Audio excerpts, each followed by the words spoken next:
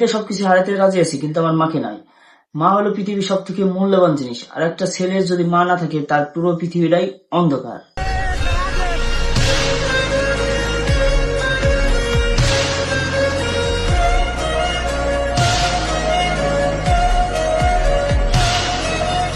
ভালো নেই আমার প্রিয় বাংলাদেশ, ভালো নেই আমার কিছু কিছু ভাই বোন, কিছু কিছু মা বাবা, এবং দিনের আধারে এই বাংলাদেশে নেমে আসছে একেবারে রাতের মতো অন্ধকার।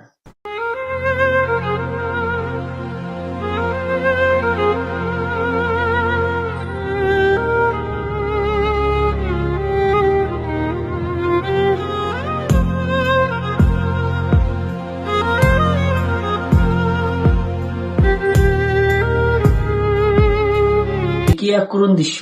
সন্তানের প্রতি মায়ের ভালোবাসা এবং বাবার প্রতি তার সন্তানদের ভালোবাসা। হে আমার রব, আমাদের বাংলাদেশ ভালো নেই। আপনি একমাত্র সহায় হইতে পারেন আমাদের জন্য। এই করুণ অবস্থা থেকে আপনি একমাত্র আমাদের রক্ষা করতে পারেন। কি নাম? কোথা থেকে আসতেছেন বলেন তো? চাঁদপুর। কি অবস্থা? অবস্থা খুব খারাপ, আমার ঘর নতুন ঘর থেকে সব শেষ। আমার কিছু নাই, কতটুকু উঠছে পানি? ঘরের পিঠ ভাঙে গেছে, কি টাকার মতন কিছু নেই। অবস্থা খুব খারাপ, আমার সবকিছু শেষ হয়ে গেছে, আমি নিঃস্ব হয়ে গেছি। এই কথা শুধু তার একার না, লক্ষ লক্ষ মানুষের এই কথা। আসলেই তো, লক্ষ লক্ষ মানুষ তার সবকিছু হারিয়ে আজ নিঃস্ব হয়ে ঘুরে বেড়াচ্ছে।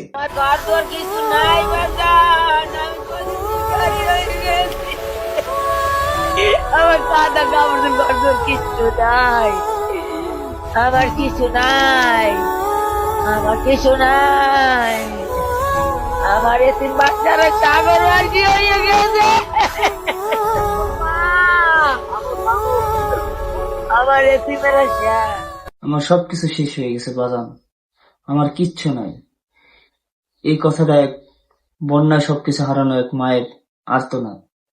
আসলে এরকম করুণ অবস্থা থেকে একমাত্র আমাদের রব ছাড়া আর কেউ বাঁচাতে পারবে না।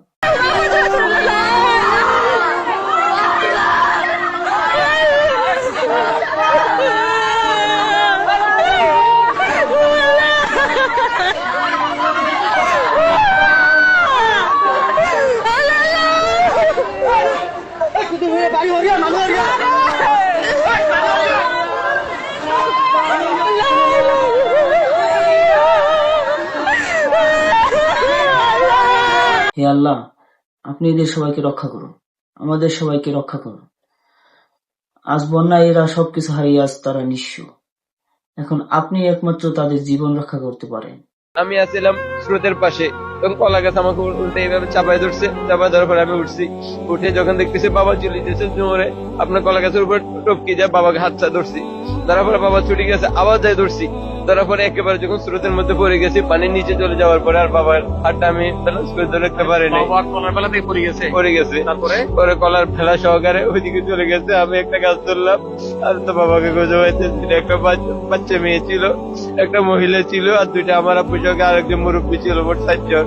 পল্টাই বাবাকে জাপ দিয়ে হাত ধরছি, কিন্তু শেষ পর্যন্ত যখন পানির নিচে ডুবে গেছি তখন আর বাবার হাতটা ধরে রাখতে পারি নাই আমি।